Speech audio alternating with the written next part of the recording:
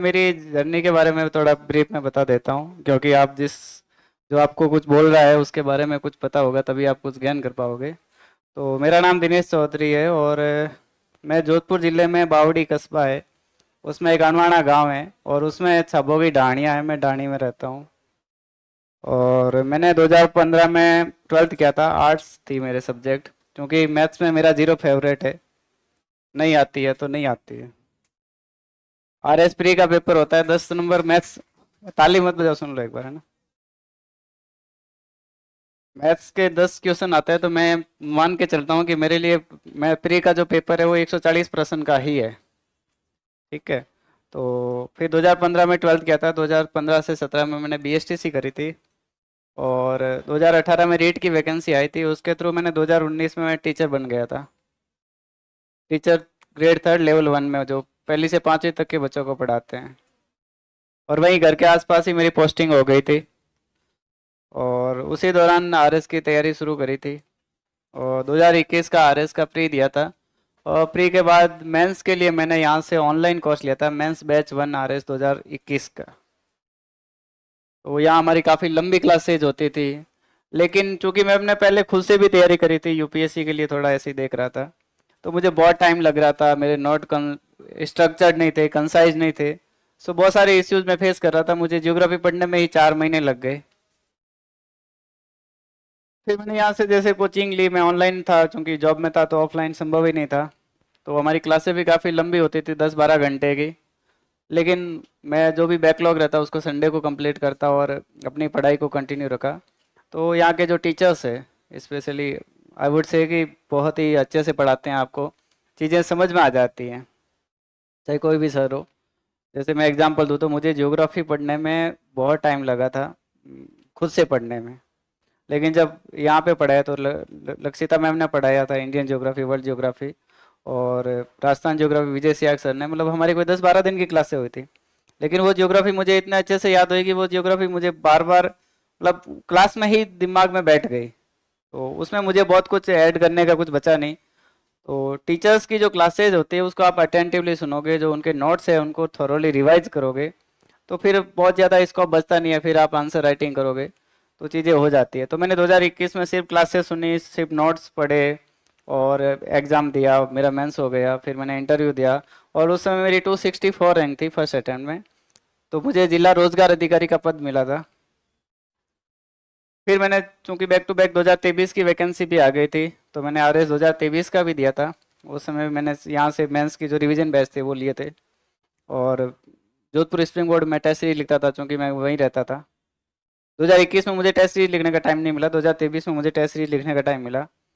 तो उस समय मेरी 31 रैंक आई थी। चूंकि जोधपुर संभाग का थोड़ा रिजल्ट है वो वैसे नहीं रहा था, तो जोधपुर संभाग में मेरी इवन फर्स्ट रैंक थी, लेकिन ओवरऑल 31 रैंक थी।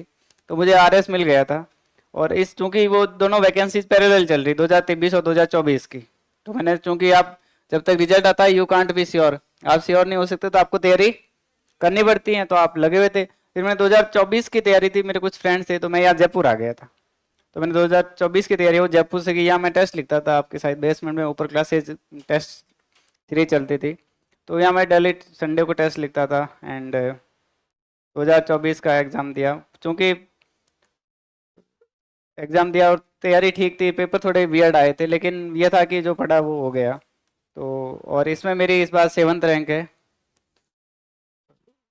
और मेंस में चूंकि रिटर्न एग्जाम है, उसमें मेरी राजस्थान में सेकंड हाईएस्ट है। तो रैंक 1 के हैं, उसके बाद मेरे ये 296 मार्क्स है।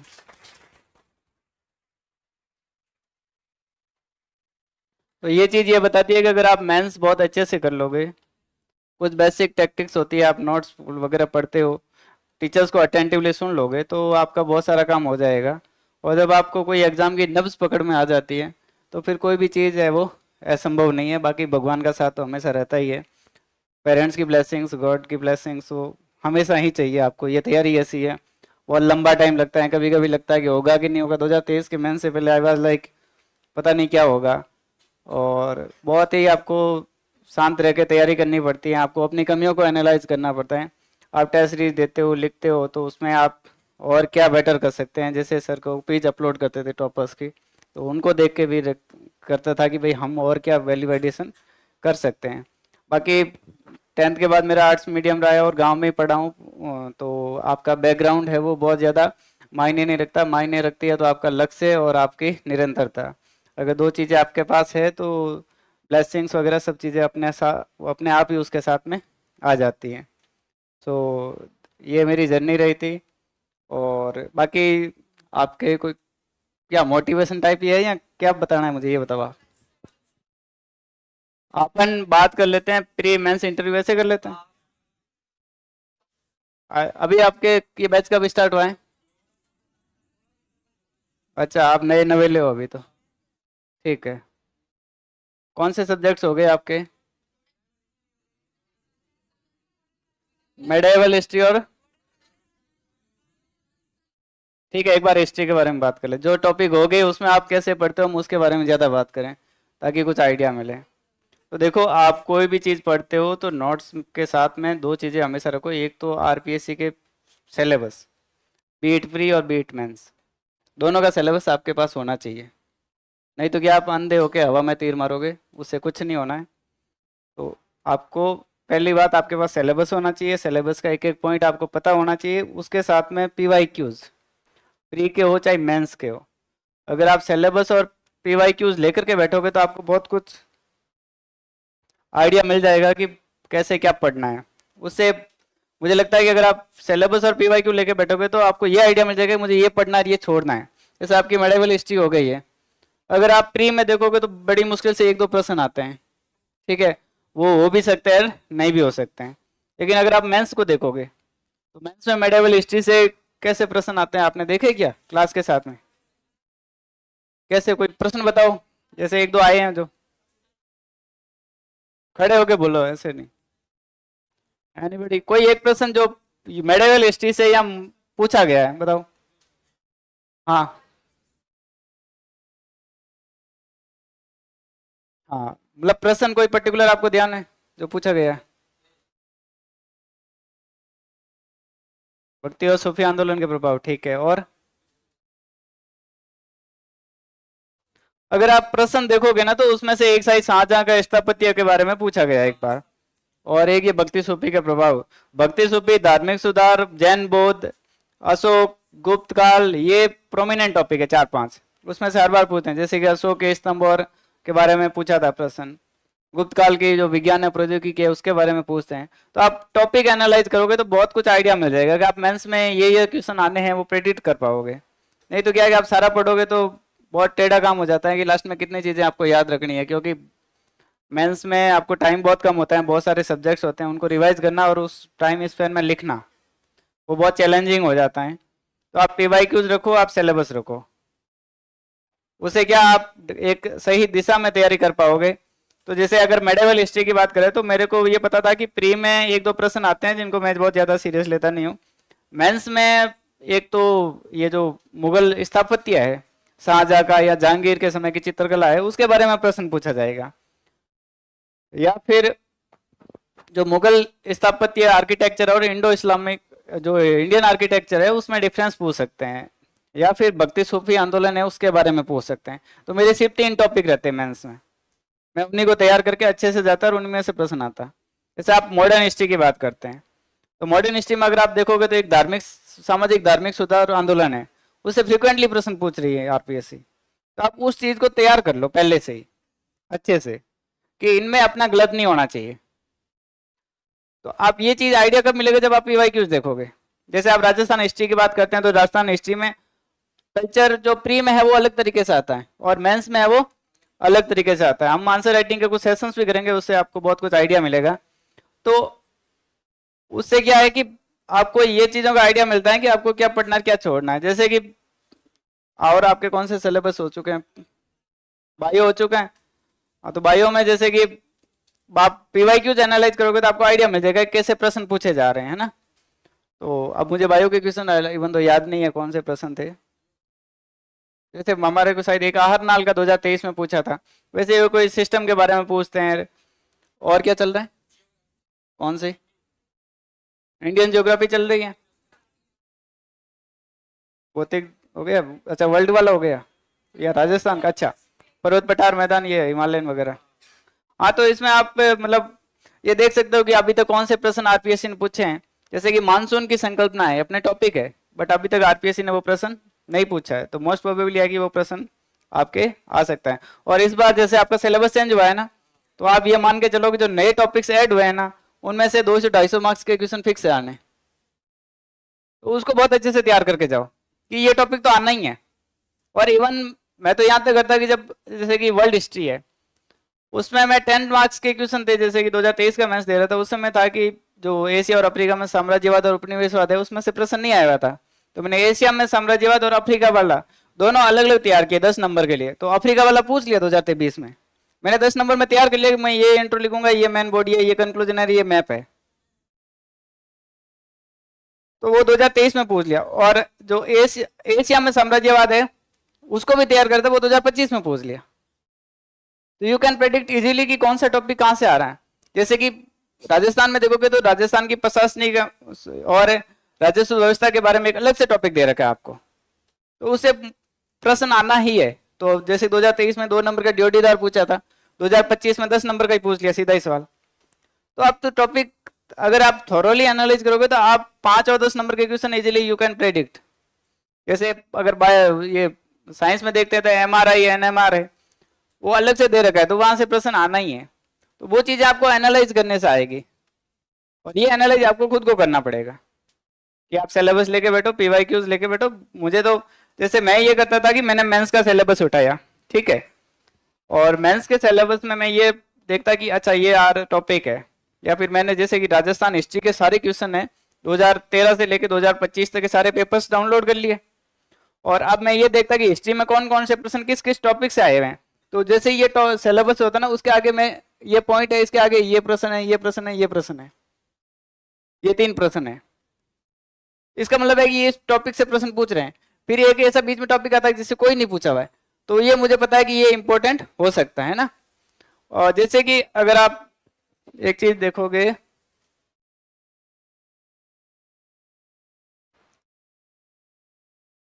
राजस्थान ज्योग्राफी देखते हो ना, उसमें 2 टॉपिक मैंने ऐसे आइडेंटिफाई किए जहां से हर साल एक सवाल आता है। एक तो राजस्थान के भौतिक प्रदेश, कभी भी उठा के देख लो, फिक्स है प्रश्न एक आना, प्री में भी आएगा, मेंस में भी आएगा। एक राजस्थान में खनिज मिनरल्स के बारे में फिक्स है कि वहां से एक प्रश्न आना है। एक वो जनसांख्यिकी वाला टॉपिक है शायद इंडियन ज्योग्राफी में, वहां से फिक्स है कि एक प्रश्न मेंस में आता है। तो भाई जो आ रहा है उसको तो तैयार कर लो अच्छे से। जब आरपीएससी हर साल वो प्रश्न पूछ रही है तो अगली बार भी पूछेगी, क्योंकि जो पेपर सेटर है वो तो सेम ही है, उसका इंटरेस्ट उस पर्टिकुलर टॉपिक्स में। जैसे अगर राजस्थान की हिस्ट्री पढ़ते हो ना, जैसे राजा महाराजा की जो मेडिवल हिस्ट्री है, वो मुझे आज भी नहीं आती है इतनी, क्योंकि मैंने कभी पढ़ा ही नहीं। क्योंकि प्री में 1-2 सवाल आते, मैं उसको छोड़ के जाता, और मेंस में कभी पूछा नहीं है। ठीक है, मेवाड़ मुगल को थोड़ा अच्छे से देख लिया। अब जैसे कि राजस्थान की मॉडर्न हिस्ट्री है, अगर आप उसको देखोगे तो हर बार 2-3 सवाल पक्के आ रहे हैं मेंस में। वही प्रजामंडल है, किसान आंदोलन है, जनजाति आंदोलन है, एकीकरण है, हाँ 1857 की क्रांति है, शायद इस बार नया ऐड करा है ना 1857 की क्रांति। तो तैयार रहो एक प्रश्न के लिए। तो फिर उसको है ना बहुत अच्छे से तैयार कर लो आप, कि मेरे 5 नंबर में पूछ लिया तो ऐसे लिखूंगा, 10 में पूछ लिया तो ऐसे लिखूंगा। और पेपर अटेम्प्ट करने का एक तरीका है कि मैंने शायद कहीं पहले भी यहाँ बोला था कि आप पेपर लिखते हो तो क्या कहते हैं कि अपना पहला टारगेट रहता है 3 घंटे में पूरा करना है। अरे भाई नहीं करना 3 घंटे में, क्योंकि स्टार्टिंग में आप 3 घंटे में पूरा कर लिया ना तो आप घास काट के आओगे, आपके आंसर की क्वालिटी कुछ नहीं होगी। तो जैसे मेरा ये अप्रोच रहती है कि मैं शुरू में आंसर को है वो मैं 4 घंटे 4.5 घंटे मेरे पेपर में लगते तो भी मुझे कोई इश्यू नहीं था। मैं बहुत आराम से करता, मैं ब्रेन स्टॉर्मिंग करता कि मैं सोचता कि इस प्रश्न में मैं क्या लिख सकता हूँ। ठीक है, जैसे अपन एक आध प्रश्न नहीं सॉल्व कर ले, ऐसे ही मेंस के लिए कर ले थोड़ा, क्योंकि मेरा थोड़ा एरिया ऑफ इंटरेस्ट मेंस का ज्यादा है, क्योंकि वही आपका सब कुछ डिसाइड करेगा। तो पेन का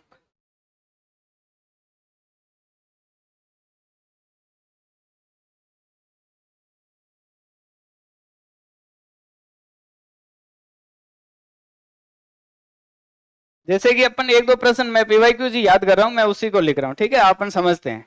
जैसे कि एक प्रश्न आया था राजा इंडियन के बारे में कि भारतीय संस्कृति की निरंतरता,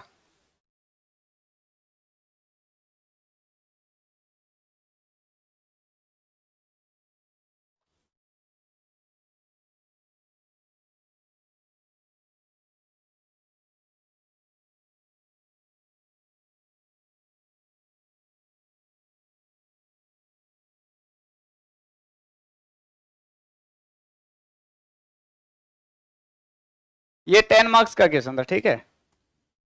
कि भारतीय संस्कृति की निरंतरता ही उसकी अनन्य विशेषता है। निरंतरता को इंग्लिश में लिखा होता है कंटिन्यूटी, अगर हिंदी में समझ नहीं आता तो इतना तो पढ़ ही लो, है ना। और अनन्य यानी एक्सक्लूसिव, ठीक है, यानी इसकी एक्सक्लूसिव विशेषता है। Continuity of Indian culture is unique feature, है ना। जो भारत की संस्कृति है वो विश्व के जो संस्कृति है उसमें नहीं है, जो भारत में एक्सक्लूसिव है। अब अपन ने कहीं कोट पढ़ा होगा, मैंने पेपर 4 के लिए एक कोट तैयार करा था कि मिट गए रोम यूनान कुछ हस्ती है कि मिटते नहीं आज भी हमारी। एक लाइन कहीं ना कहीं किसी ने सुनी होगी,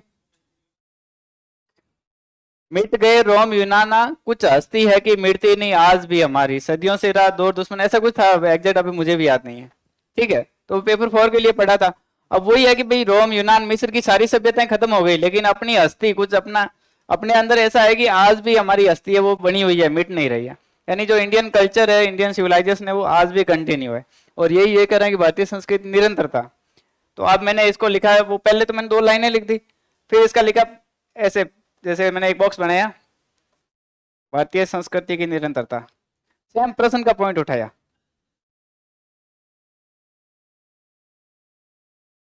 इसको बॉक्स में बंद किया।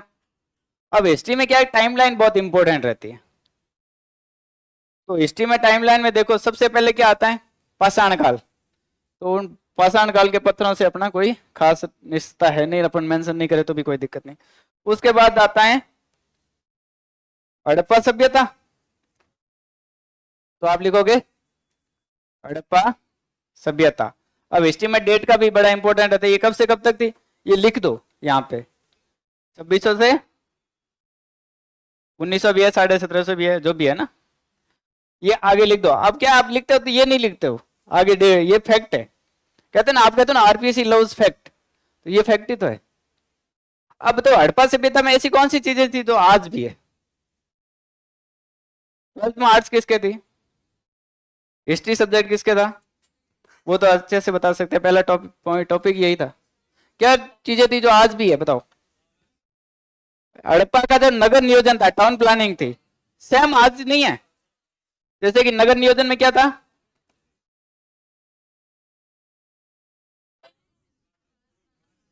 क्या है,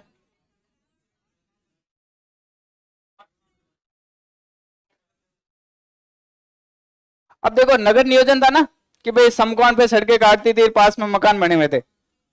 अब नगर नियोजन में आप एग्जाम्पल को जोड़ो, आज बताओ ऐसे कौन से शहर है जो वैसे हैं? जयपुर, जयपुर को किसने बसाया, विद्याधर, मतलब वास्तुकार कौन था, वो भी आगे लिख सकते हो। आगे चंडीगढ़, वास्तुकार कौन था, ली कार्बूस, ये नाम सुना है? नहीं सुना होगा, कोई दिक्कत नहीं, चंडीगढ़ तो लिख सकते हो ना। तो अब बताओ, मैंने एग्जाम्पल लिख दिया ना, ये कंटेंट सबको पता है, बट अपने को लगता है कि ये तो क्या ही लिखे, बहुत नॉर्मल चीज है। लेकिन आपके आंसर में ध्यान चाहिए, क्योंकि एग्जामिनर के पास आपकी कॉपी जाएगी, ना कि आप खुद जाओगे कि आपने कितने घंटे लाइब्रेरी में बैठे या नहीं बैठे। वैसे मेरी लाइब्रेरी में पढ़ने की आदत नहीं है, मैंने पूरी पढ़ाई घर पे करी है, हाँ? बेड पे बैठ के आराम से, क्योंकि वहां फ्रीडम रहती है, सो सकते हैं, बैठ सकते हैं, कैसे भी, ठीक है। अब जैसे कि ईंटें हैं, आज भी तो है ना ईंटें, अब ईंटों का आगे जो उनका अनुपात है वो भी तो लिख दो, ये फैक्ट है, 4:2:1। जैसे नालियां हैं, ठीक है। तो बहुत सारे एग्जाम्पल इसके डाल सकते हैं नगर नियोजन के, जैसे दशमलव प्रणाली थी, बाट की जो प्रणाली, सारी चीजें जो आपको याद आ रही है वो डालो। फिर दूसरा देखो, हड़प्पा सभ्यता के बाद में कौन सा आता है, वैदिक काल। क्या आता है, तो वैदिक कब से कब तक है, 1500 से 500 बीसी। अब बताओ वैदिक काल की ऐसी कौन सी चीजें थी जो आज भी कंटिन्यू है। वैदिक काल में क्या होते थे, हवन यज्ञ, आज भी तो पंडित जी आते ही हैं, कोई भी काम हो तो हवन यज्ञ, ठीक है। तो वो चीजें लिख दिया करो, है ना। 16 संस्कार की बात करते हैं अपन, वो यहीं से तो आया, वैदिक कल्चर का ही तो कंसेप्ट है, तो ये चीज लिख सकते हैं। हड़प्पन सभ्यता, सॉरी वैदिक काल के बाद में कौन सा आता है, महाजनपद काल आता है। चलो महाजनपद काल में क्या थे, गण और संघ थे जो की लोकतांत्रिक प्रक्रिया पे आधारित थे, अपन पढ़ते हैं ना।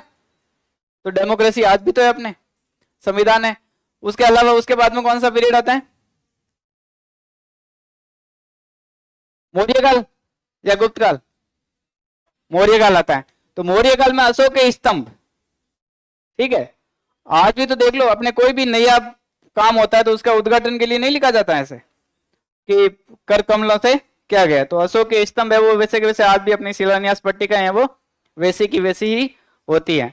इसके अलावा अगर आप देखोगे तो मौर्य काल के बाद में अगर आप आओगे तो गुप्त काल में, गुप्त काल का विज्ञान है प्रौद्योगिकी, जो आर्यभट्ट, वरामिर, सुश्रुत, चरक, ये सारे जो गुप्त काल के हैं। गुप्त काल का जो मंदिर स्थापत्य है, जो नागर शैली का प्रारंभिक बिंदु माना जाता है, वो भी कहां से आया भाई? नागर शैली, जिसमें अभी राम मंदिर बना है नागर शैली में है ना। तो वो गुप्त काल से जो नागर शैली का उत्थान हुआ था वो आज भी कंटिन्यू है। तो उसमें नागर शैली में अगर आप उसकी कुछ विशेषताएं लिखना चाहो तो भी लिख सकते हैं। तो ऐसे करके आप आगे बढ़ सकते हैं टाइमलाइन के अकॉर्डिंग। बताओ कितने सारे फैक्ट्स आ रहे हैं ना। कंसेप्ट क्लियर होना बहुत जरूरी है। कंसेप्ट क्लियर तभी होगा जब क्लास में आप अटेंटिवली सुनोगे। आपको लगता है नहीं मैं तो घर जाके देख लूंगा, तो घर जाके फिर वो रह जाता है, कुछ नहीं होता। क्लास को बहुत अटेंटिवली सुनो तो आपकी जो कंसेप्ट क्लियरिटी है वो बहुत अच्छी हो जाती है। अब जैसे ये विश्व की संस्कृतियां हैं, भारत की संस्कृति है वो निरंतर है, लेकिन ये अगर ये अनन्य विशेषता है, इसका मतलब कि विश्व की संस्कृतियां वो कंटिन्यू नहीं है। तो अब लिख दो विश्व की संस्कृतियां निरंतर नहीं। अब बताओ पहले मिस्र में क्या होते थे? पिरामिड। आज बनते हैं क्या वहां? यूरोप में पूरा का पूरा धर्म का बोलबाला था, चर्च का, तभी धर्म सुधार आंदोलन हुए। आज देखो यूरोप में धर्म का बोलबाला है या भौतिकता हावी है? पूरी पूरी तरीके से भौतिकता हावी है। जैसे हम माया एंजेटेक सभ्यता पढ़ते हैं या चीन की जो वांगो घाटी सभ्यता पढ़ते हैं, वहां आजकल पूरा का पूरा आधुनिकता आ गई है। तो वो अपने जो कल्चर थी उसको कंटिन्यू नहीं कर पाए। तो अब बताओ आप इस क्वेश्चन में अगर एग्जामिनर एक आप बहुत नॉर्मली 3-4 पॉइंट घिसे पिटे लिखते हो तो कितने नंबर का ये देगा? 1 या 2। और अगर मैं यही आंसर लिखता हूं तो वो नंबर कितने दे सकता है? 5 तो देगा एटलीस्ट। तो बताओ एक क्वेश्चन में आप कितने नंबर का गैप क्रिएट कर रहे हो? 4 नंबर का। एक क्वेश्चन में 4 नंबर का कर रहे हो तो आप सोच लो कि कितना पिछड़ रहे हो। कंटेंट आप भी वही पढ़ रहे हो, जो सिलेक्ट हो रहे हैं वही पढ़ रहे हैं। उनकी अप्रोच अलग है कि चीजों को डील कैसे करना, देखना कैसे है। तो मैंने ये एक एग्जांपल के बारे में बताया, ठीक है। जैसे एक और प्रश्न 2 मार्क्स का इवन अब तो बंद कर दिया आप लोगों के। और ये आरएस में पता है आपको पॉइंट में खेल होता है, डेट ऑफ बर्थ में होता है। इस बार जो 2023 में जो एलोकेशन हुआ ना, उसमें एक बड़ी विचित्र चीज हुई है कि रैंक 43 और 43 को एसडीएम मिला है और 44 को आरपीएस मिला है। दोनों के मार्क्स सेम है, केवल डेट ऑफ बर्थ का अंतर। बिल्कुल। तो आप बताओ डेट ऑफ बर्थ से जहां गेम खेल, सर्विस चेंज हो रही है आपकी, वहां पॉइंट में मार्क्स भी बहुत मैटर करते हैं।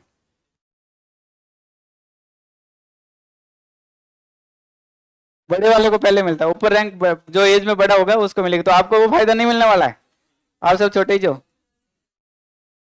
हाँ, तो मेरा ये कहना है कि हर चीज को सीरियसली लो। जैसे एक प्रश्न और आया था कि भाई जैन और बौद्ध धर्म है वो संहिताओं में वर्णित धर्म से किस प्रकार भिन्न है, अलग है।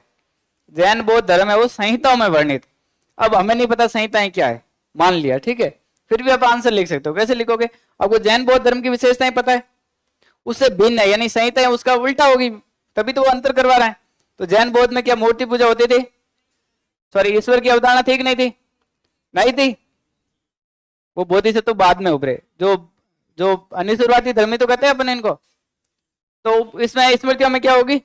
जैन बौद्ध है वो जाति पाति को, भेदभाव को मानते थे, तो स्मृतियां माननी होगी। बस 2 अंतर हो गए, या 3-4 कुछ भी लिख लो। जैसे कि महिलाओं के बारे में लिख दो, शिक्षा के बारे में लिख दो, ठीक है। क्यों आप स्मृति कौन सी है? मनुस्मृति वगैरह की बात कर रहा था। लिखोगे तो अपना आप दिमाग में भी आ जाएगा यार स्मृति कौन सी हो सकती है, मनुस्मृति, जगबल की वगैरह ना। तो बहुत सारी चीजें आप वहीं डील कर सकते हो, बट ये आपकी अप्रोच है वो धीरे धीरे डेवलप हो जानी चाहिए। और करंट के एग्जाम्पल्स है वो यूज करते रहो। जैसे अपने सुनील सर क्लास करवाते हैं ना करंट्स की, अभी बहुत बढ़िया पढ़ाते हैं। मतलब मैं तो इवन सेलेक्ट हो गया फिर भी मैं देखता हूँ, क्योंकि आपके नॉलेज है वो बहुत जरूरी है एनरिच करने के लिए। तो वो क्लासेस जरूर कीजिए। और जो भी आपको करंट की चीज है वो आपके सिलेबस में कहीं मैच कर रही है ना, तो आपको उस सिलेबस में जाके लिख लेनी है। और पढ़ने का जो तरीका है वो मैं बता देता हूँ कि अपन क्या करते हैं कि फर्स्ट रीडिंग में ही सारा कुछ याद करना चाहते हैं, जबकि जो मानव मस्तिष्क है उनकी अपनी लिमिटेड क्षमताएं हैं, जितना याद करते हैं उससे ज्यादा तो अपन भूल जाते हैं। ये दुख सबके साथ है। तो आप देखो इसका एक ही तरीका है कि पहली चीज तो आप क्लास को बहुत सीरियसली सुने, बहुत ही अटेंटिवली सुने, क्योंकि क्लास से कंसेप्ट क्लियरिटी हो जाएगी। उसके बाद में आप एक दो तीन चार जो भी रीडिंग करते हैं, तो पहली रीडिंग में आपको शायद 20% चीजें याद होगी, 80% तो ऊपर से ही जाएगी, है ना। तो उसका लोड नहीं लेना कि नहीं मैं तो एक बार में ही सारा याद कर लूंगा, होगा भी नहीं। मानव मस्तिष्क के काम करने के एक अलग तरीका है, उसमें आप बार बार पढ़ते हो तो उसकी पिक्टोग्राफिक मेमोरी बनती है, सिनेप्स है वो जुड़ते हैं। तो आप पहली बार पढ़ो 20% याद होगा, कोई लोड नहीं लेना, बस पढ़ना है आपको, याद नहीं करना फर्स्ट रीडिंग में, बस पढ़ना है। दूसरी बार पढ़ो, थोड़ा ध्यान से पढ़ो, तो थोड़ी चीजें कहीं नहीं कहा हाँ वहाँ ऐसा लिखा हुआ है, यहाँ वैसा लिखा हुआ है। फिर तीसरी रीडिंग में और सीरियसली पढ़ो, और जब चौथी रीडिंग करते हो तब चीजें आपको, अगर एक चीज को आप, एक इंसान को आप 4 बार देखोगे तो आपको उस इंसान का चेहरा है वो ऑलमोस्ट याद हो जाएगा, नाम भी याद हो जाएगा। लेकिन आपने एक बार में ही कि बस अब मुझे तो इनका नाम याद करना है हाथों हाथ, हो सकता है मैं 2 दिन बाद भूल जाऊंगा। लेकिन अगर मैंने 4 दिन लगातार देख लिया या महीने में 4 बार देख लिया तो भी मुझे याद हो जाएगा। तो माइंड है वो इस वे में काम करता है। आपको चीजों को याद करने का, रटने का बिल्कुल लोड नहीं लेना है स्टार्टिंग में। आप बस पढ़ते जाओ, चीजें अपने आप दिमाग में याद होगी। अगर मैं किसी चीज को 4 बार देखूंगा तो मुझे वो चीज याद हो जाएगी। फिर चौथी रीडिंग में वो उसको आप थोड़ा सीरियसली तैयार करना, याद करना, सोच लो कि ये फैक्ट है वो मेरे एग्जाम में काम आ सकते हैं। आप जो नोट्स पढ़ते हो उनमें से एक पेज से आपके एग्जाम में काम आने लायक 4-5 पॉइंट होंगे, सारा पेज काम का नहीं होता है, क्योंकि पेज में बहुत सारी लैंग्वेज लिखी हुई होती है। तो आपको वो 4-5 चीजें ही दिमाग में रखनी है, न कि पूरा का पूरा पेज दिमाग में रखना। और फिर आप टेस्ट लिखते हो तो टेस्ट को लिखो, टेस्ट में आराम से पहले सोच सोच के लिखो, 4-5 घंटे लगे कोई दिक्कत नहीं है। फिर उस आंसर में क्वालिटी आनी चाहिए, अपने आंसर में क्वालिटी आ जाएगी, धीरे धीरे उसको कम करते जाओ। तो अपने आप लास्ट में जब आधे टेस्ट है वो टाइम का ध्यान मत रखो, आधे में अपने आप ये वो आपकी आंसर की क्वालिटी भी बढ़ जाएगी और आंसर है वो टाइम लिमिट में भी हो जाएगा। लेकिन आपने स्टार्टिंग में ही टाइम लिमिट का ध्यान रखा तो फिर आपका आंसर टाइम लिमिट में नहीं होगा, मतलब क्वालिटी नहीं बढ़ेगी, सॉरी। क्योंकि फिर आप वो घास काटने शुरू करोगे, नहीं मुझे तो 3 घंटे में करना है, 3 घंटे में करके कौन सा मेडल मिल रहा है। तो ये चीजें आपको मतलब सीरियसली लेनी है। तो फिर 4-5 रीडिंग हो जाती है आपकी जब, तब आप उसके शॉर्ट नोट्स बनाया करो, है ना। और शॉर्ट नोट्स मैं तो यही कहूंगा कि मैंने तो सारे सब्जेक्ट्स के बनाए थे ऑलमोस्ट, स्पेशली छोटे वाले सब्जेक्ट्स के, मेंस स्पेसिफिक सब्जेक्ट के, और इवन मैंने हिस्ट्री वगैरह में भी काफ़ी कुछ बनाए थे, ठीक है। कि ये चीज़ें लिख सकता हूँ, कुछ अच्छी लाइन मेरे को कहीं मिल गई, अखबार में आ गई या कोई कहीं भी मैंने देख ली, तो मैं उसको भी मेरे नोट्स में डाल देता था। करंट में जो अपन न्यूज़ देखते हैं कभी, तो उसमें भी बहुत अच्छी अच्छी न्यूज़ आती है और उसको आपको उसमें लिखना चाहिए एग्जाम में। जैसे अब एक मैं आपको प्रश्न पूछता हूँ कि अरावली की समस्याएं, अगर 10 नंबर में आ गया, आ भी सकता है क्योंकि इस बार का हाईलाइटेड इश्यू है, तो आप तैयार होगे, हो सकता है 10 नंबर में आपको वही दिखे प्रश्न एग्जाम में, मेंस में। अब आप कैसे लिखोगे। अभी आपने एक बरावली का इश्यू सुना था कि इसकी हाइट को रेज किया था, तो आपका जो सुप्रीम कोर्ट का जो कमेटी का जो डिसीजन था, तो आप पहले उसको लिखोगे। फिर अब देखो अरावली के भी अपन 3 पार्ट पढ़ते हैं, उत्तरी अरावली, मध्य अरावली और दक्षिणी अरावली। तो अपन अरावली की अलग अलग समस्याओं के बारे में लिख सकते हैं ना, क्यों ना एक साथ पॉइंट बनाने के बजाय तीनों के बारे में अलग अलग लिखो। स्पेसिफिक रीजन स्पेसिफिक समस्याएं होती हैं सबकी, जैसे कि अपन, और मैं आपको ये बताऊंगा कि आप जो फैक्ट पढ़ते हो उसको यूटिलाइज कैसे करना है इस आंसर के माध्यम से। वो एक अपन कहानी सुन, वो कहावत सुनते हैं ना कि कहीं का राह कहीं का रोड़ा भानुमति ने, तो वैसे करना है। अब कैसे करोगे, जैसे कि अपन समस्या लिख रहे हैं उत्तरी अरावली, अब इसमें मैप तो आपका ऑटोमेटिकली आ जाना चाहिए, ठीक है। राजस्थान का मैप आप साइड में बना लिया करो, जहां भी आपको स्कोप मिलता है। मेरी मेंस की कॉपीज वगैरह है, मेरे शॉर्ट नोट्स है, वो मैं शेयर करूंगा, लेकिन किसी के शॉर्ट नोट्स आपके काम नहीं आ सकते हैं, वो चीज़ आपको खुद को प्रिपेयर करनी पड़ेगी। मेंस की कॉपी के लिए जरूर आपको कुछ आइडिया मिल जाता है। मैं आपको कुछ कॉपी शेयर कर दूं, आप यहाँ पे दिखा दोगे आपके टेलीग्राम, वो स्कैन कर लो ना एक बार।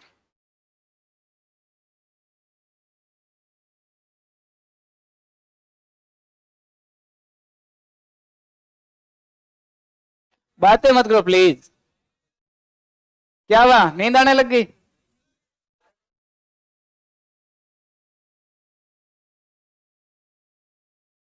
इसको स्कैन कर लेना, इसमें मैं शेयर कर दूंगा, टेलीग्राम में ना, टेलीग्राम है ना।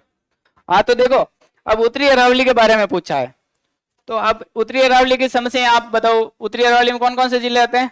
अलवर भरतपुर वगैरह, जयपुर भी आता है। तो अब बताओ अलवर भरतपुर में क्या हो रहा है? अवैध खनन। अब आपको ऐसी जगह का नाम बता सकते हो जहां अवैध खनन हो रहा है? जैसे अपन एक पढ़ते हैं अलवर में टहला क्षेत्र है, या वहां कोई भी माइंस है ना उसके आसपास का, कोई भी अलवर में कौन सी माइंस है, खाने कौन सी है बताओ? अरे अलवर में जो खाने हैं उनका नाम बता दो, अलवर भरतपुर जयपुर में। नहीं पता? वेरी गुड, अच्छा पढ़ा हुआ नहीं है ना, ठीक है, ओके ओके, ये मेरी गलती थी, मैंने पूछ ली।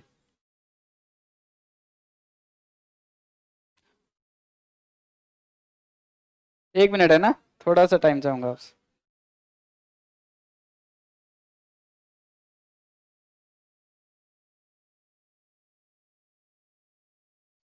ये इधर आप है ना, ये सारी शेयर कर लो अपने टेलीग्राम पे, सारी एक बार डाल लो। हाँ तो देखो, अब अलवर का टेला क्षेत्र है, फिर दूसरा लिख दो कि शहरीकरण है वो बढ़ रहा है। अब शहरीकरण बढ़ रहा है तो शहरीकरण में कौन से है? जैसे कि अलवर है, जयपुर है, ठीक है। तीसरी बड़ी वहां बहुत ज्यादा क्या है, उद्योग है, तो क्या हो रहा है? औद्योगिक प्रदूषण। आगे लिख दो उद्योगों के कौन कौन से क्षेत्र है, भिवाड़ी, खुसकेड़ा, टपूगड़ा वगैरह सारे है ना। उधर गुरुग्राम के भी लिख दो, हरियाणा, क्योंकि राजस्थान का तो पूछा नहीं, पूरा ही पूछ लिया। तो आप पीछे एग्जाम्पल लिख दो इनके। अब ये एग्जाम्पल अपने नोट्स में नहीं होंगे, ये आपको खुद से ही लिखना है, और आपने सबने पढ़ रखे हैं, लेकिन अपन क्या सोचते नहीं है। आप ट्राई करो कि मेरे को जो प्रश्न पूछा गया उसके इर्द गिर्द जो सारे एग्जाम्पल्स है वो मुझे लिखने हैं, जो भी मुझे फैक्ट्स बताओ।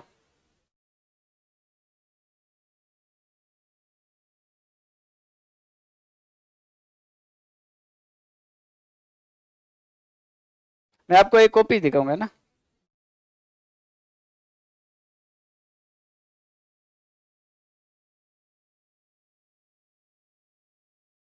ये IR स्टेट पॉलिटी की है ना।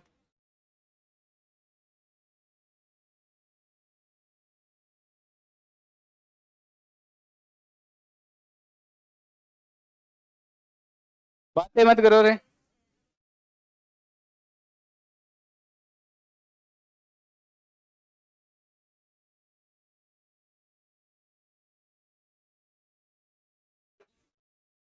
प्लीज बातें मत करो।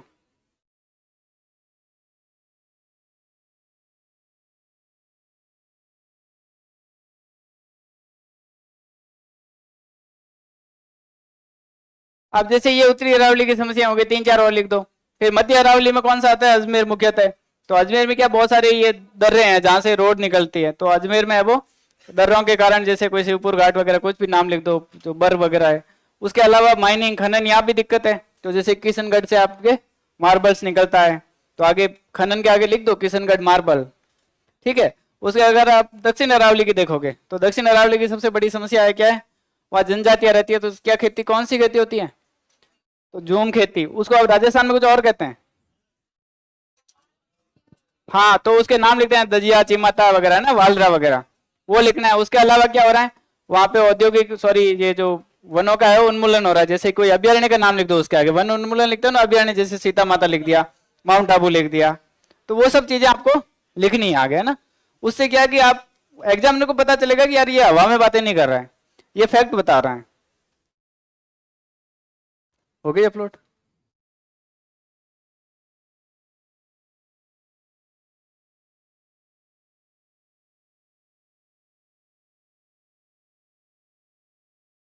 अपने पास क्या कितना टाइम है? ठीक है। जैसे ये अपने स्प्रिंग बोर्ड की नोट्स है मेरे, मेरी ये चीज आदत रहती है, सबके अलग तरीके होते हैं। मेरा ये होता है कि मेरे को एक पेज पे बहुत सारा कंटेंट चाहिए, तो ये सारे मकोड़े की तरफ लिख रखे हैं, क्योंकि मेरे दिमाग में माइंड मैप बनना चाहिए। तो मैंने जैसे कि सारे के सारे एक जगह लिख दिए। जैसे ये अब भौतिक प्रदेश है,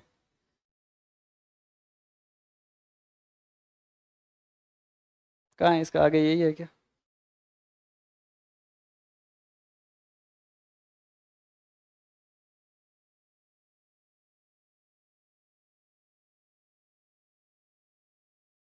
आपको दिख नहीं रहा होगा पीछे वगैरह। अरे जूम कुछ नहीं, नोट्स में से ही है, मैंने उसको शॉर्ट करा है।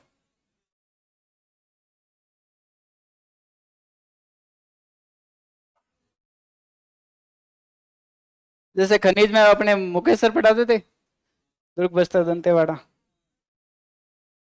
आप जैसे कि ये सारे के सारे इसमें से एक प्रश्न आता है तो मैंने सारी एक साथ लिखी ताकि मैं कंफ्यूज नहीं हूँ एग्जाम के टाइम कि कौन सी कहाँ आएगी। इसमें से इस बार ये प्रश्न पूछा था इसमें से। अब यहाँ देखो ये सारे मेरे मैप एक साथ आ गए, क्योंकि इतने सारे जियोग्राफी मैप हो जाते हैं कि समझ नहीं आता कौन सा कहाँ होगा। तो मैं फिर ये लास्ट पन्ने पे होता था कि मैं लास्ट पन्ने को देख के चला जाता लास्ट टाइम। ये हो गया, वो कॉपी निकालो। अब जैसे कि ये मृदा का हो गया, ये वर्षा का हो गया, कोपेन का हो गया, वनस्पति का हो गया, ये सेल चक्कर वगैरह हो गए।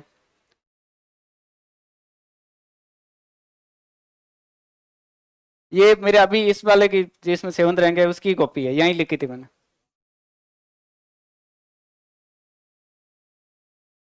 कुछ आइडिया मिल रहा है?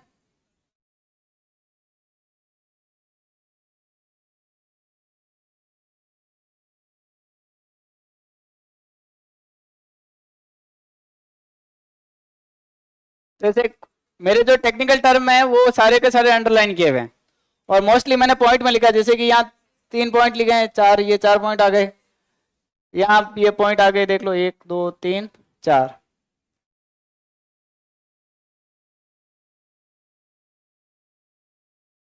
अब देखो ये इसमें देखो आप फैक्ट कितने मिलेंगे आपको इसके पीछे। ये फैक्ट अपन पढ़ते हैं बट अपन लिखते नहीं है कि क्या ही लिखेंगे, इसका एग्जामिनर को पता ही होगा। भाई एग्जामिनर को पता है तो इसका मतलब ये थोड़ी कि आप नहीं लिखोगे। अब देखो, है कि नहीं है? और सारे फैक्ट अपन ने पढ़ रखे हैं, ऐसा नहीं है कि अपन को कहीं पढ़ने नहीं है, सारी चीजें अपने को याद भी है।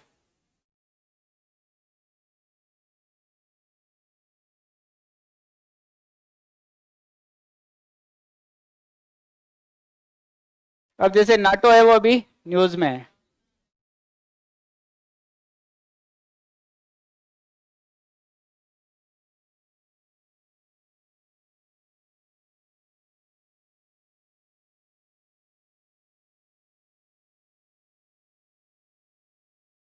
इसका आपको ज्यादा सोचना नहीं, जैसे कि यहाँ मैंने स्टार बना दिए लेकिन यहाँ 5 लिख दिया, वो चलता है, इतना तो कोई नहीं देखता। अब जैसे ये मैं आपको मैं बताता हूँ।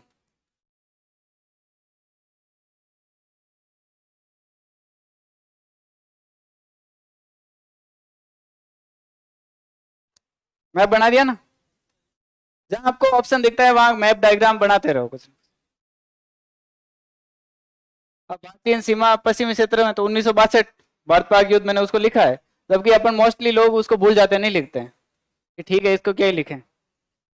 गलवान घाटी है, डिसएंगेजमेंट, जैसे ये आईआर की अपनी टेक्निकल टर्मिनोलॉजी होती है, उसको यूज करना होता है।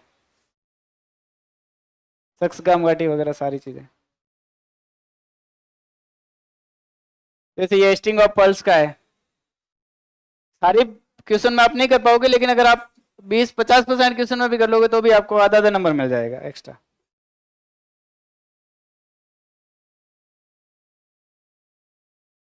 अब जैसे भारत सभी देशों के साथ शांतिपूर्ण संबंध व सहयोग चाहता है, तो उसका अनुच्छेद 51 है ना। अब है तो पॉलिटिकल, लेकिन यहाँ आ गया यार में। ये देखो, आईएमएसी था।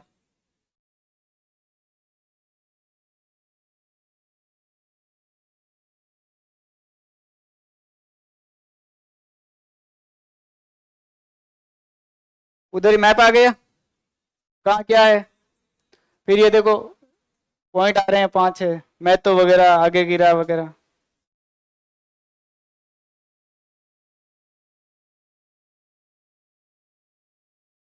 इंडस वाटर ट्रीटी है।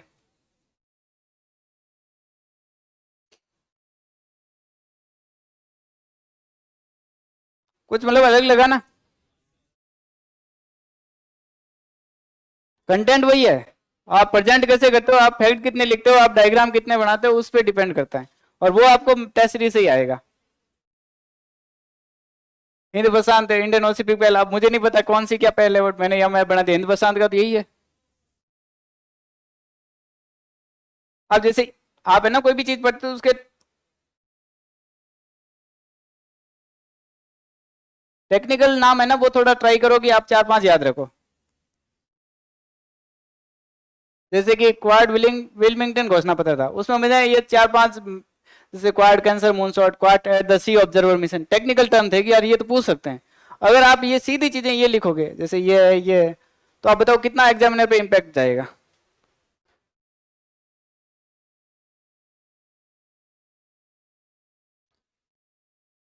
ये 10 मार्क्स का है, देख लो।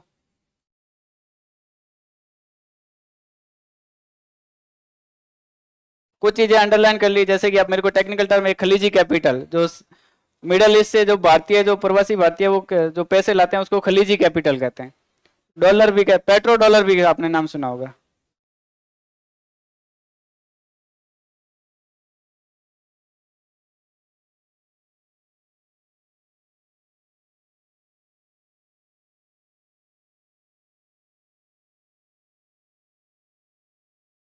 जैसे अब मैंने राजनीतिक अपराधीकरण है, तो इसमें एक साइड में बॉक्स में मैंने फैक्ट डाले हैं कि एडीआर की रिपोर्ट में इतने परसेंटेज क्रिमिनल केस है या इतने ऐसे हैं।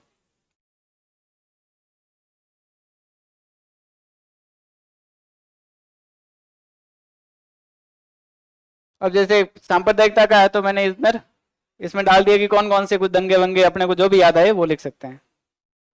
इधर मैंने क्या है मतदान व्यवहार के कारक थे उसको अलग से हाईलाइट कर दिया।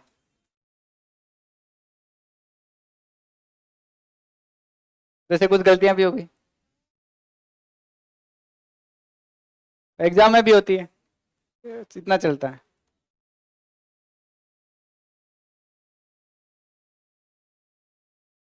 ये जैसे ये जो पंचायती राज का टॉपिक है ना राजस्थान पॉलिटी में, आप मान के चलो एक सवाल तैयार है वहां, हर बार आएगा मेंस में। पंचायती राज है ना जो अर्बन लोकल बॉडी, और मेंस में एक सवाल पक्का है। अब जैसे भारतीय राजनीति में जाति की भूमिका है, तो मैप बना दिया जाति कौन कौन सी कहाँ है मैन।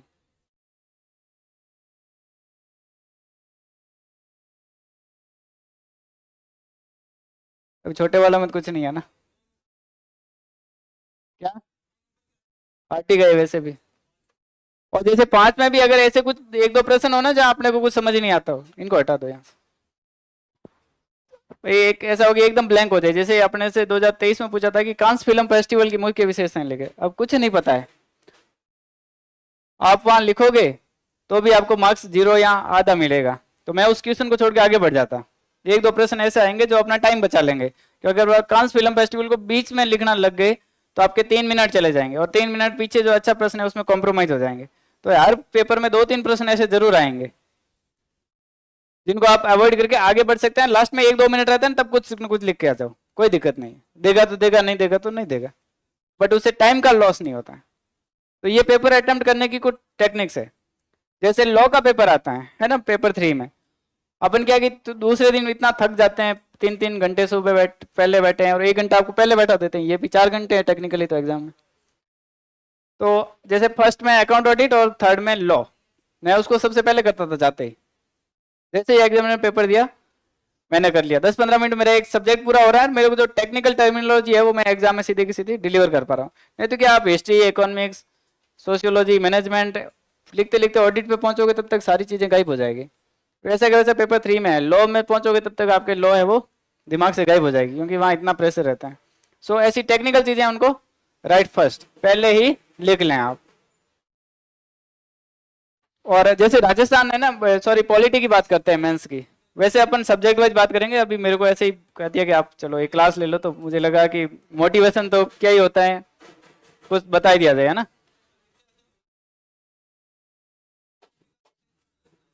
किसका? पॉलिटी का। देखो पॉलिटी का अगर आप देखोगे ना, पॉलिटी में बहुत ही अलग टाइप के प्रश्न पूछे जा रहे हैं जनरली, है ना, जो आप टैकल भी नहीं कर सकते। लेकिन अगर आप उसको बहुत ही माइन्यूटली देखोगे ना, तो जो राजस्थान की पॉलिटी है उससे 15 से 20 नंबर के सवाल हर बार पूछ रहे हैं। 15 से 20 नंबर के, और 15 से 20 नंबर में सिर्फ दो ही टॉपिक है जिससे पूछ रहे हैं। पहला टॉपिक है ये पंचायती राज संस्थाएं, और दूसरा टॉपिक है राजस्थान में जो राजनीतिक प्रतिस्पर्धा के चरण है, इसमें गठबंधन का दौर वगैरह आप पढ़ोगे। तो इस बार जैसे 10 नंबर में वो पूछा, एक अर्बन लोकल बॉडी के 29 सब्जेक्ट कौन से हैं वो पूछा, तो आपके दो टॉपिक है वो आपको 20 नंबर दिला रहे हैं पॉलिटी में। ये चीज आप कब पता चलेगा, जब आप सिलेबस और पीवाईक्यू लेके बैठोगे, नहीं तो पता नहीं चलेगा कि ठीक है बाकी सब टॉपिक को जितनी प्रायोरिटी दे रहे हैं उतनी उसको दे दी, तो वो चीज फिर आपके एग्जाम में काम नहीं करेगी। तो राजस्थान पॉलिटी से आप 75 मार्क्स की पॉलिटी है, उसमें से 20 मार्क्स तो सीधे राजस्थान पॉलिटी के। फिर एक जाति धर्म की भूमिका जो टॉपिक है, मतदान व्यवहार वगैरह, उसमें से एक 10 नंबर का सवाल आता है, तो 30 नंबर तो सीधे ही हो गए तीन टॉपिक से, पंचायती राज, राजनीतिक प्रतिस्पर्धा और ये जाति धर्म वाले से। तो मेरे 75 में से 30 मार्क्स की पॉलिटी वहां से हो गई।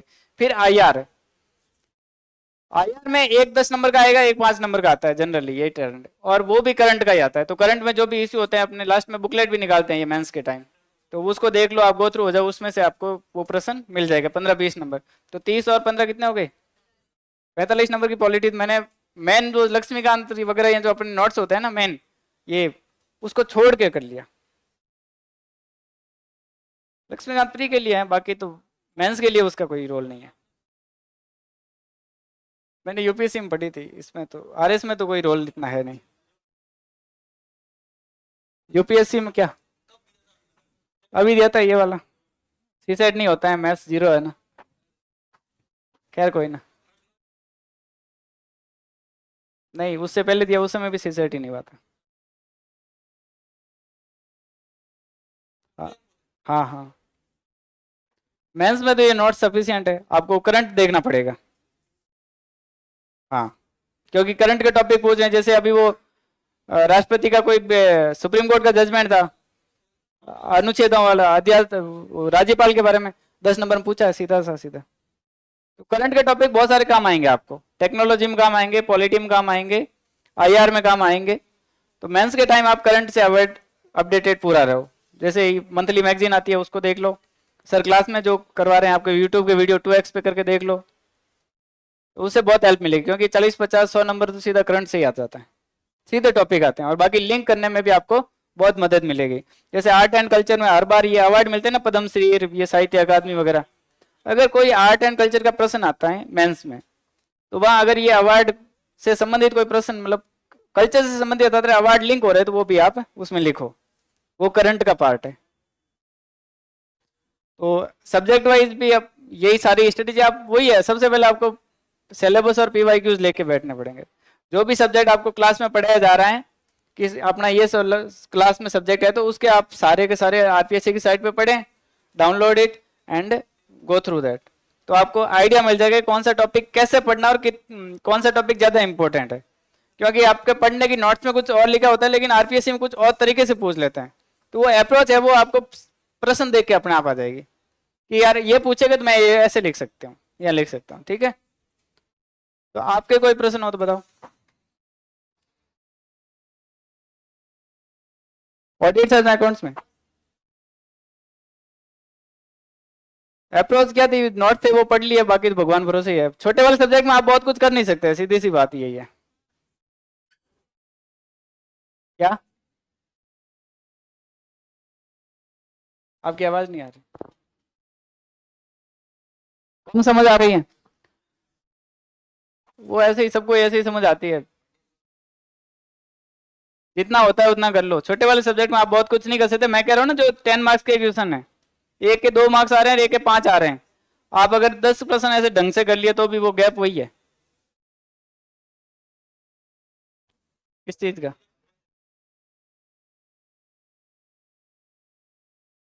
हम्म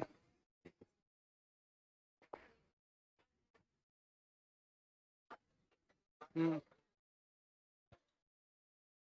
अब जैसे मेन से पहले मेरा ये रहता था कि अब 4-5 दिन बचे हैं, तो मैं पहले पेपर 4 पढ़ता, फिर पेपर 3 पढ़ता, फिर पेपर 2 पढ़ता, और एग्जाम से पहले वाले दिन पेपर 1 पढ़ता। ठीक है, और 2 घंटे मैं GS2 के लिए भी उस एग्जाम से पहले वाले दिन रिजर्व रखता था कि मेरे को वो चीज़ें भी याद रहे। और अर्ली मॉर्निंग में पेपर 1 को मोटा मोटा जो भी मेरे को रिवाइज करना होता वो करके चला जाता। फिर पेपर 2 में ज़्यादा टाइम मिलता नहीं है, तो जो टॉपिक आपको भारी लगता है, जैसे मुझे विज्ञान साइंस है वो भारी लगती है, तो मैं उसमें मुझे कोई कुछ चीज़ें याद रखनी होती, मैं वो चीज़ें देख के चला जाता। पेपर 4 है, वही होते हैं कंटिन्यू, पेपर 2 एंड पेपर 4। तो पेपर 4 में मैं क्या करता जनरली कि जो अपने लेटर वेटर है उसके बहुत सारे फॉर्मेट्स है, तो फॉर्मेट्स है वो मैं उसको है वो कॉपी करके जाता। मैं आपको पेपर 4 का कंटेंट भी कुछ बता देता हूँ।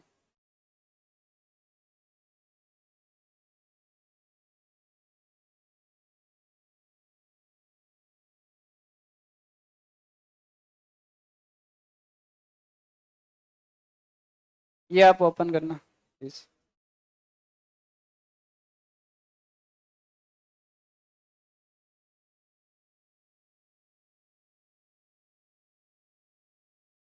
जैसे पेपर 4 में क्या है कि आपका थोड़ा हाथ है वो इंग्लिश में तंग रहता है, क्योंकि घर पे तो बोलते हैं अपन देसी भाषा अपनी वाली, मारवाड़ी या जो भी आप ढूंढाड़ी बागड़ी जहाँ के भी है। स्कूल में हिंदी तो आती है थोड़ी, और फिर आगे आ जाती है इंग्लिश। वैसे आप खुश रहोगे क्योंकि इंग्लिश मीडियम वालों को भी नहीं आती है इंग्लिश। हो गया। तो इंग्लिश में क्या है कि कॉम्प्रिहेंशन है वो मोटा मोटा तैयार कर लो, 2-3 टॉपिक। अगर 10 टॉपिक तैयार करोगे तो एक टॉपिक आ जाएगा, वही तो लिखना है। जैसे मैं बताऊंगा, इस बार एआई का प्रश्न आया था, एआई का मेरे तैयार है पहले से ही। जैसे कि टाइम का है, हार्डवर्क का है, ये कोटेशन वगैरह है, जो काम की चीजें हैं वो मैं लिख देता ना। जैसे पेशेंस के एग्जांपल, अब्राहम लिंकन है, कितनी बार है सफल हुए फिर भी लास्ट में सफल हुए। थॉमस अल्वा एडिसन 1000 बार ट्राई किया था। ताजमहल को बनाने में कितने टाइम लगे। वो एक रोम को कहते हैं, Rome was not built in a day, Rome को एक दिन नहीं बनेगा। और फ्रीडम स्ट्रगल, हमारा जो स्वतंत्रता संग्राम था 1857 से लेकर 1947, तकरीबन 90 ईयर्स का जो स्ट्रगल था वो पेशेंस से तो था। और स्पाइडर जो चढ़ता है ना,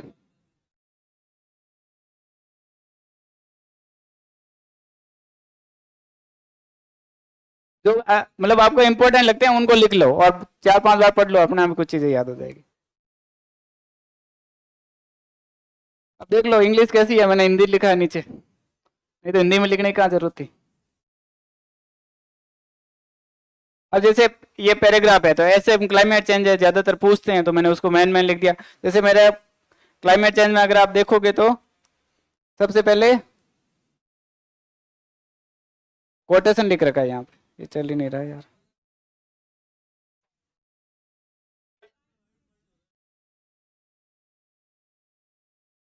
ये देखो मेरा कोटेशन आ रहा है यहाँ पे, climate change is the greatest threat to our existence in short history of the planet, nobody going to by their weight out of its effort. ये मैंने क्लाइमेट चेंज आते ही मैं सबसे पहले यही लिखूंगा।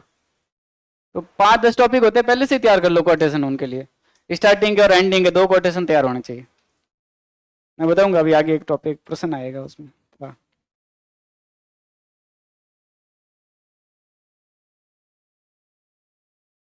एआई है, एआई के बारे में इस बार पैराग्राफ आया था, मेरे पहले से ही तैयार था। अब देखो इसमें मैंने लिख दिया है सीधा सही, predicting the future isn't magic it's AI. ये मेरा कोट पहले मैंने वहां भी वो सेम ही लिखा। फिर एक आध और कोट है, ये रहा, human spirit must be prevail over technology, Einstein ने बोला था। अब तो आप 2 कोट लिख के आ रहे हो तो फिर एग्जाम में नंबर देगा ही, जाएगा कहाँ। ये है स्मार्ट, मतलब हार्डवर्क सब करते हैं लेकिन आपको क्या करना है, सब be smart. One nation one election उस समय न्यूज में था, तो मैंने उसको थॉरोली प्रिपेयर करा था।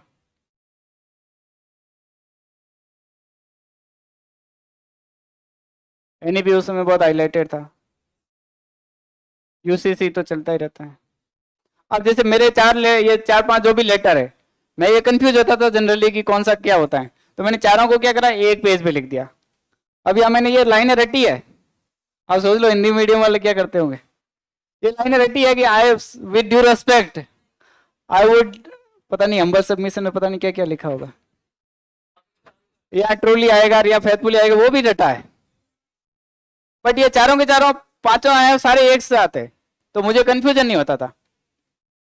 बाकी आप क्या है कि उसमें आप जीएस का नॉलेज भी अप्लाई कर सकते हैं। जीएस का नॉलेज पैराग्राफ में, इलेबोरेशन में, कहीं भी अप्लाई करो। जैसे एआई का टॉपिक था, तो एआई आप टेक्नोलॉजी में पढ़ते हो ना, टेक्नोलॉजी में एआई टॉपिक है ना, आर्टिफिशियल, उसको पूरा वहां लिखो ना, कौन मना कर रहा है? जॉन मैकार्थी वगैरह जो नाम लिख रखे हैं। हाँ, तो आपके जो भी टॉपिक जीएस में पढ़ते हो वो ऐसे में पूछते हैं, तो उसको जीएस वाला लिख दो। तो ये हो गया इंग्लिश का।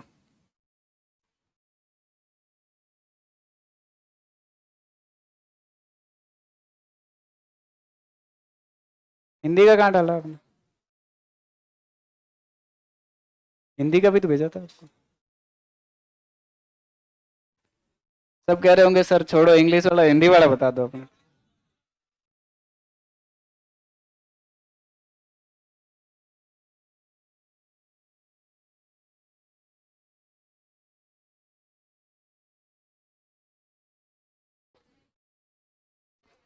देखो आज अपन थोड़ा रैंडमली कर रहे हैं, बिकॉज मुझे अचानक क्लास दी गई है, फिर कभी हम स्ट्रक्चर्ड वे में सब्जेक्ट वाइज कर लेंगे।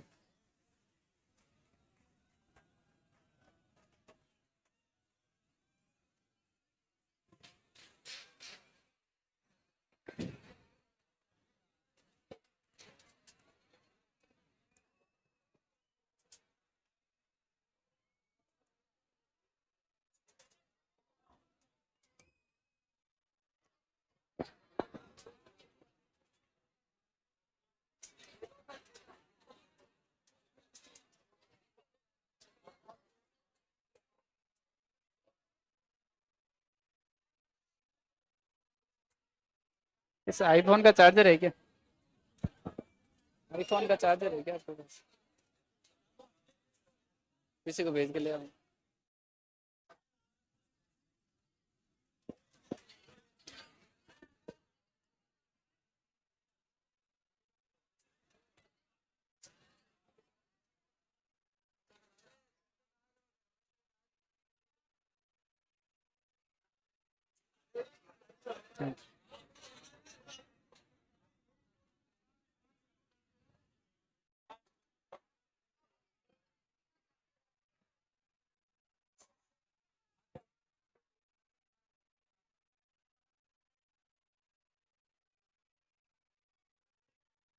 यहाँ मेरे को अभी की सिचुएशन देख के एक ही वाक्य याद आता है कि पहले पेट पूजा।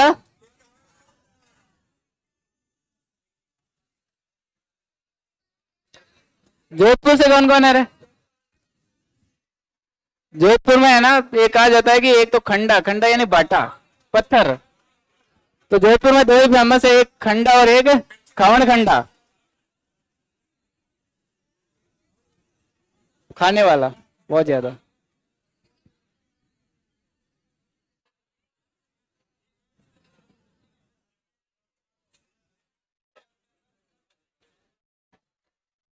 ये आपका कार्यक्रम कितने मिनट का है?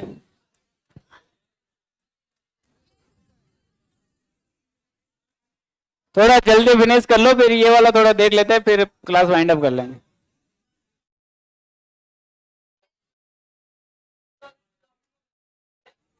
मंगवा रहे हो क्या? मंगवा रहे हो किसी से? Charger, charger, charger.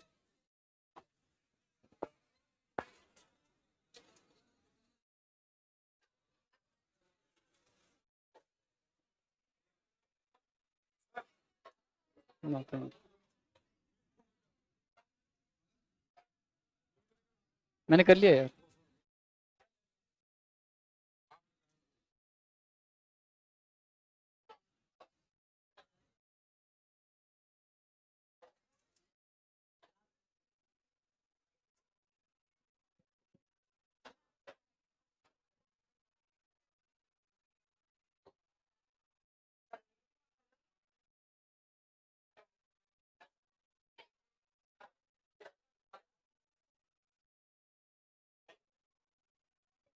वो निकाल।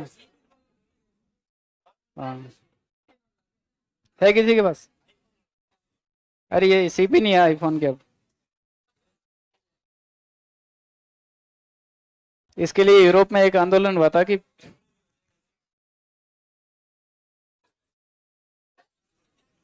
कहाँ है?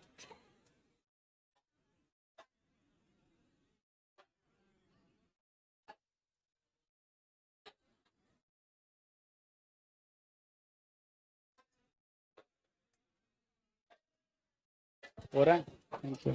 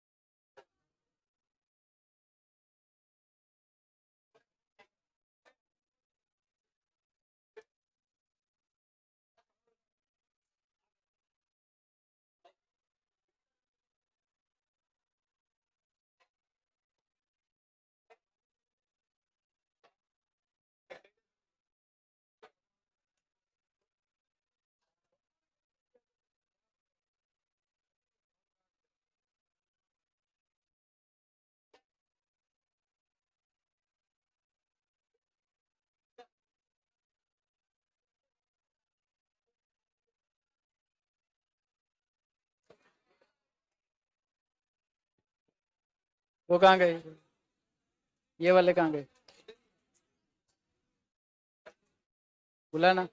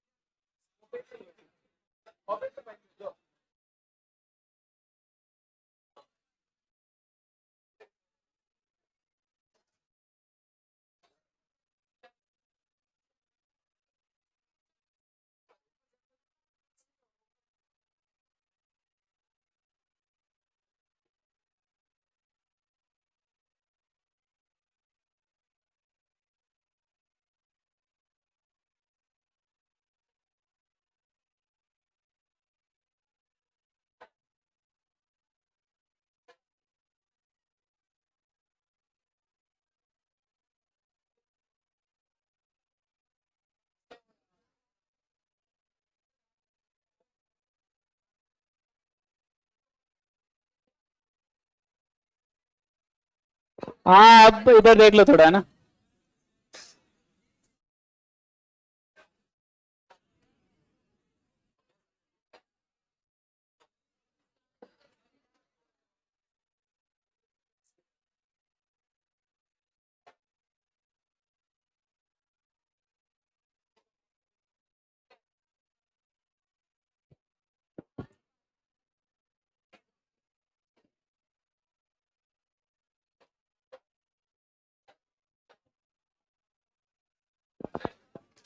अब इधर देख लो एक बार आप, है ना प्लीज। जैसे अब पेपर 4 में हिंदी का जो कंटेंट है उसमें जो एक तो आपके लेटर्स वगैरह आएंगे, प्रारूप आएंगे, उसके अलावा संक्षिप्तीकरण आएगा, और उसके अलावा पल्लवन आता है, और ये सारी चीजें, निबंध आएगा ना। अब 40 नंबर का कर दिया आपके, तो उसको अच्छे से प्रिपेयर करो। जैसे ये महिलाओं के बारे में है, मेरे को जो काम की चीजें हैं वो मैंने सारी एक जगह नोट कर ली कि ये एग्जाम में मैं कहीं ना कहीं अच्छे से उसको लिख दूंगा।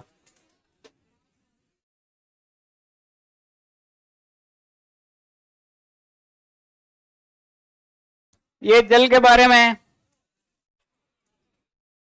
ये मीडिया के बारे में है, ये टेक्नोलॉजी के बारे में है, ये डेमोक्रेसी के बारे में है, ये इंटरनल सिक्योरिटी के बारे में है,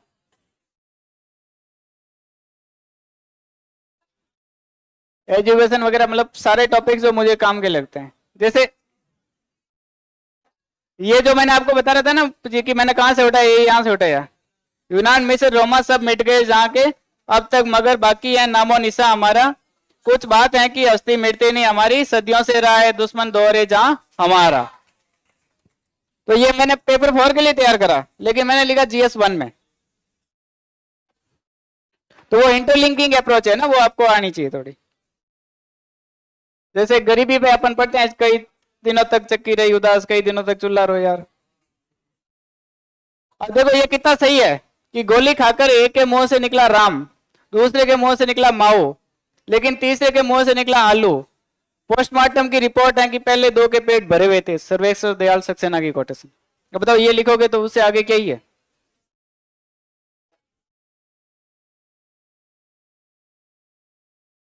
ये सफलता के बारे में है, तो ये आपके पल्लवन में काम आ जाएगी।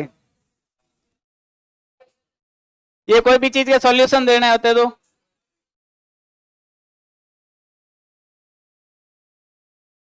ये है ना, कौन कहता है कि आसमां में सुराग नहीं हो सकता, एक पत्थर तो तबीयत से उछालो यार।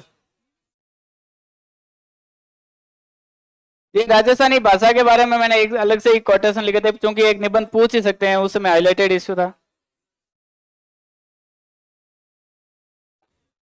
अब ये मेरे बहुत ही मतलब फैंसी टाइप की लाइनें हैं, जो मैंने बार बार पढ़ के रट ली थी और लिखी थी, ताकि कोई भी ऐसा संबंधित टॉपिक आए तो मैं उसमें काम में ले सकूं उसको। जैसे कि महत्वाकांक्षा के दुर्ग तक पैरों से चलना पड़ता है, लोकतंत्र 49% बुद्धिमानों पर 51% मूर्खों का शासन है। मतलब ऐसे अच्छी अच्छी लाइन है जो आपको लगता है कि ये काम में आती है अंधेरी रात पर दिया जलाना कब मना है, तो ये चीजें आप काम में ले सकते हैं।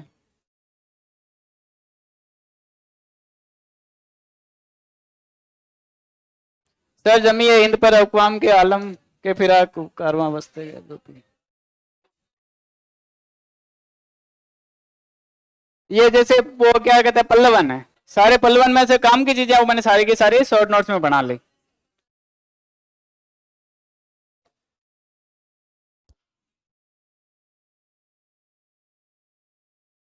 अब जैसे कि प्रकृति का यौवन श्रृंगार कभी न करेंगे कभी न बासी फूल, यानी चेंजेज इनएविटेबल कमाने की रचना है। तो ऋतु के बाद फलों का रुकना है, वो डालों पर सड़ना है, क्योंकि ऋतु के बाद अगर फल डाल पे रहते हैं तो वो सड़ जाएंगे। परिवर्तन प्रकृति का नियम है, एक जगह ठहरा पानी भी है वो सड़ने लगता है, इसलिए पानी का भी बहना जरूरी है।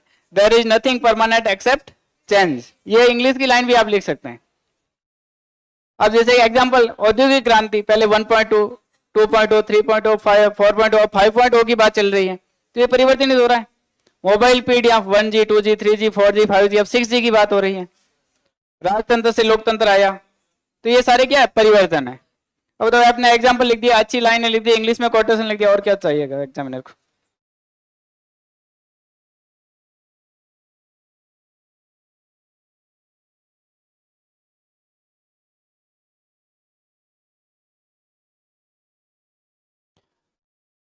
तो ये मुझे राजस्थानी की कहीं कोटेशन मिला था, मैंने उसको भी लिख दिया कि बटो चालिया ही मंजिल मिलसी मंदा लाडू खाए ने कदे कोई सुनियो, कदे ने खाए ने सुनियो ने कोई दारियो, दापी होगा शायद, मतलब दापना यानी आप संतुष्ट हो जाओ, मन के लड्डू खाने से कुछ नहीं होगा।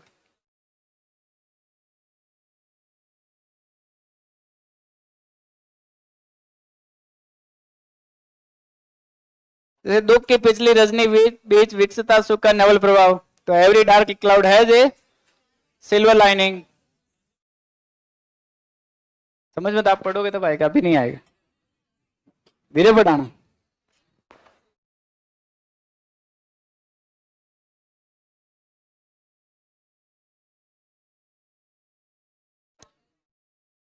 अब जैसे कि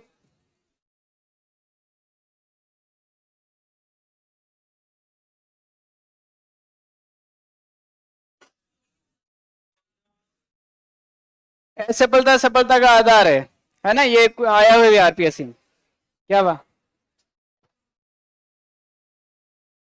तो failure are the pillars of success, असफलता का मौसम सफलता के बीज बोने के लिए सर्वश्रेष्ठ समय है।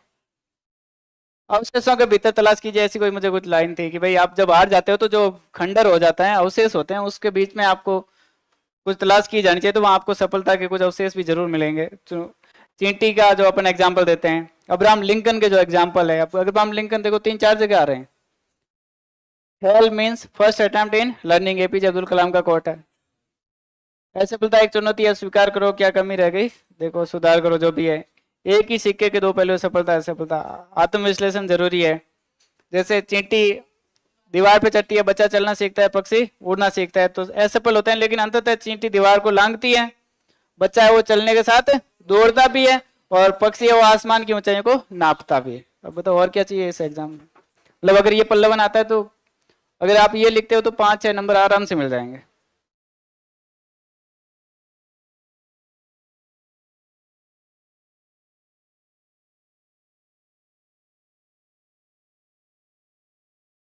जैसे कि अति से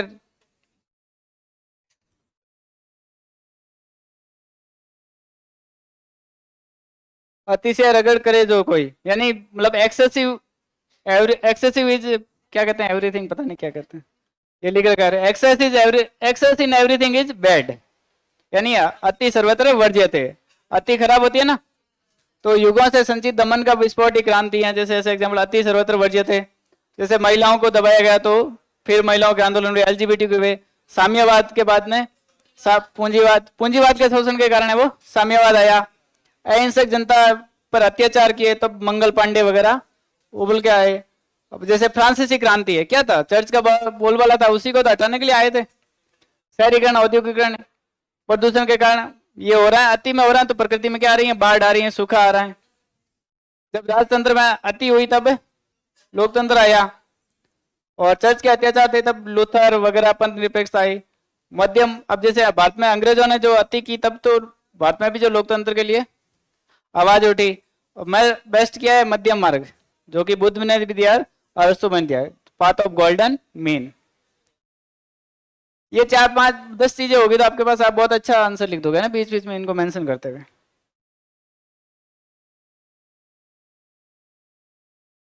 अब ये जैसे कि ये इन 4 में से एक पूछते हैं, ठीक है, तो मैंने चारों को एक एक चीज तैयार कर ली कि मुझे कहाँ क्या लिखना है, वहां मुझे एग्जाम में सोचने की जरूरत नहीं पड़ेगी, और जस्ट एग्जाम से पहले मैं देख के निकल जाता हूँ।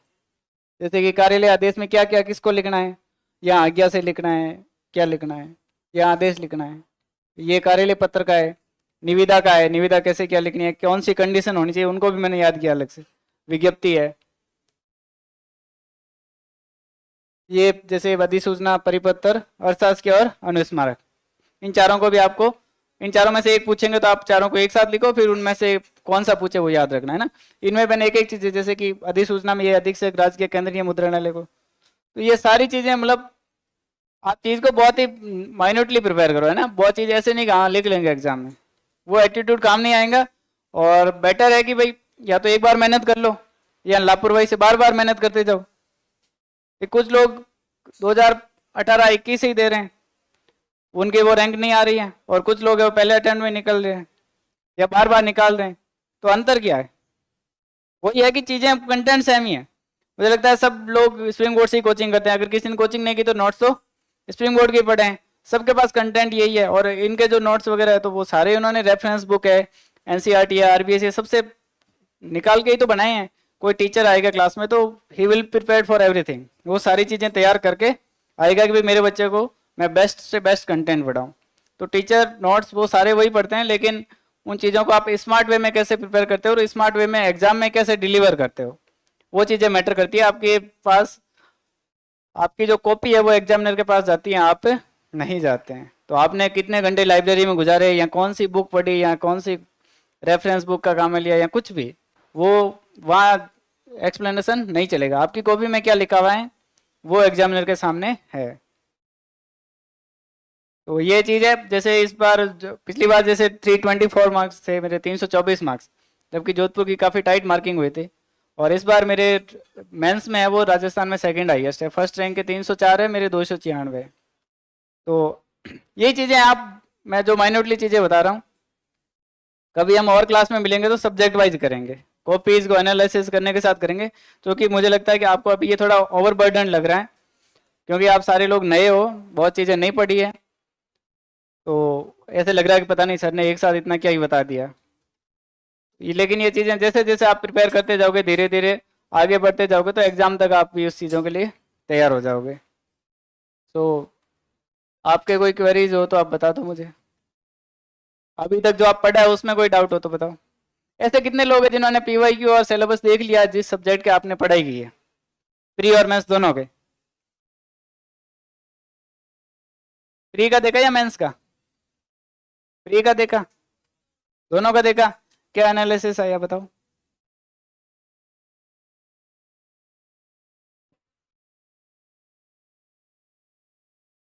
अब देखो 3 4 लोग हाथ खड़े कर रहे हैं, बाकी सारे लोग, सर हम तो सीधा ही जाएंगे मेंस में, वही देखेंगे जो होना है, दो हाथ कर लेंगे, क्या है। फिर आप दो हाथ नहीं करोगे, फिर आरपीएससी दो हाथ करेगी। तो बेटर है कि आप पहले ही कर लो, जो आरपीएससी ने पूछा है ना उनसे दो हाथ कर लोगे, तो फिर एग्जाम में आरपीएससी दो हाथ नहीं करेगी।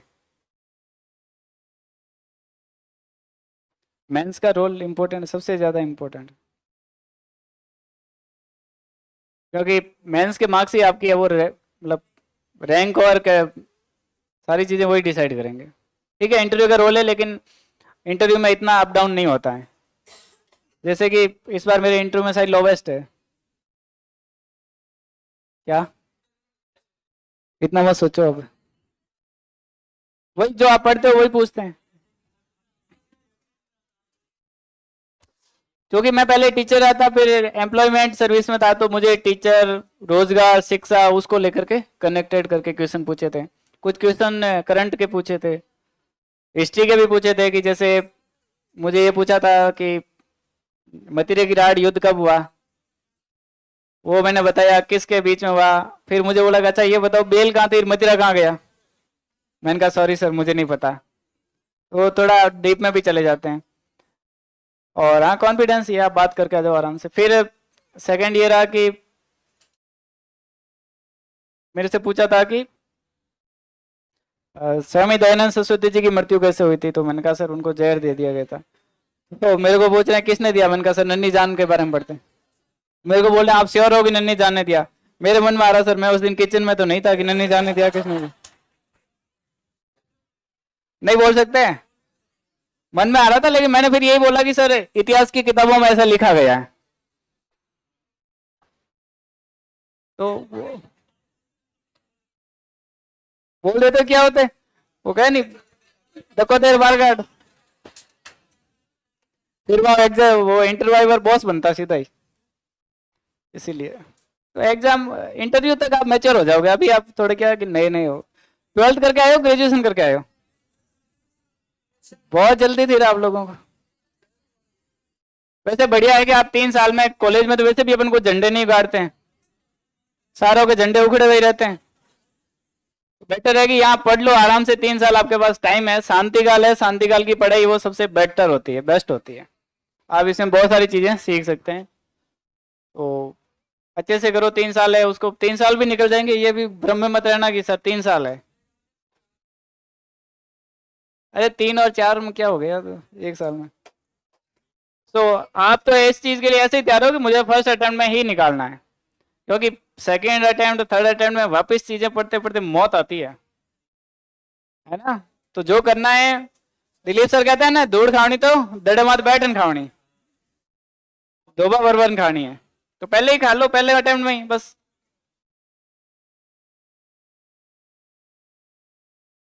और आपकी क्वेरीज?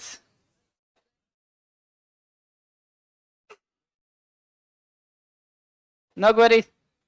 सारों को ब्रह्म ज्ञान मिल चुका है ना, हम ब्रह्मास्मि वाली फीलिंग आ रही है। पढ़ो अच्छे से, बाकी कोई भी डाउट वाउट होता है टीचर से पूछ लिया करो, क्या दिक्कत है। बाकी आपको क्लासेस है ना, वो बहुत थॉरली करनी पड़ेगी, बहुत अच्छे से देखनी पड़ेगी। अगर वो करोगे तो आपका जो कंटेंट है ना, वो बहुत ही सही से हो जाएगा, कंसेप्ट है वो बहुत अच्छा हो जाएगा। मैं बार बार कह रहा हूँ क्लासेस देखो, क्योंकि मुझे ये पता है कि 2021 में अगर मैंने मेंस का यहाँ से कोर्स नहीं लिया होता, शायद मेरा मेंस भी नहीं होता। और मेंस नहीं होता, शायद मेरी राह कुछ और भी जा सकती, मैं फर्स्ट ग्रेड करता या मैं कॉलेज प्रोफेसर की तरफ जाता। लेकिन वो मेरा सही डिसीजन था कि मैं मेंस का कोर्स लिया, और मैंने वो सारी क्लासें भी देखी, और मैंने वो सारे नोट्स भी पढ़े। तो मेरा क्या फोकस है वो क्लियर रहा कि मुझे यही करना है, मुझे इधर उधर नहीं भटकना है। तो उससे मेरा टाइम भी बचा और मेरी क्वालिटी भी बढ़ी। बाकी आपके मेंस के अपडेटेड वगैरह के क्लासेस वगैरह चलती रहती हैं, करंट की क्लासेस चलती हैं। बाकी मार्केट में क्या बहुत सारा मटेरियल है, आप उसके पीछे मत भागना। मेरे पास बहुत लिमिटेड बुक्स है, मैं उन्हीं को बार बार पढ़ता हूँ। क्योंकि वो सभी कहते हैं ना कि भाई एक बुक को 10 बुक को एक बार, एक एक बार पढ़ो, उससे बेटर है कि एक बुक को 10 बार पढ़ो। क्योंकि आप सोचो ना एग्जाम में, तो जैसे एक हिस्ट्री ले लें, हिस्ट्री के कितने 10-12 प्रश्न है, वही तो लिखना है आपको एग्जाम में। तो वो आप लिख लोगे, 5-7 लाइनें तो लिखनी होती है, वो उसका आपके पास कंटेंट है। आप 10 बुक पढ़ के उस कंटेंट को एक साथ नहीं जोड़ सकते और नए एग्जाम में डिलीवर कर सकते हो। और डिलीवर करना एग्जाम में वो सबसे इंपॉर्टेंट पार्ट है। अगर आप रियरमेंस में, इस बार तो सबसे कम ही था, 3 महीने थे। आप तो तैयार हो पहले प्री मेंस। हाँ हाँ, तो अभी आप जैसे अभी कर रहे हो तो, पर 2021 का मैंने साथ में ही करा था, उस समय ही था। क्या आते हैं? Negative thoughts? अभी तुम बच्चे हो रहे, क्या नेगेटिव थॉट्स आते हैं? घर वाले सब संभाल रहे हैं तुम्हारा? अच्छा, कुछ नेगेटिव थॉट्स नहीं है, आप आसपास के लोगों को देखते रहो, आगे बढ़ते रहो, ठीक है? थोड़ा बहुत नेगेटिव सबको ही लगता है,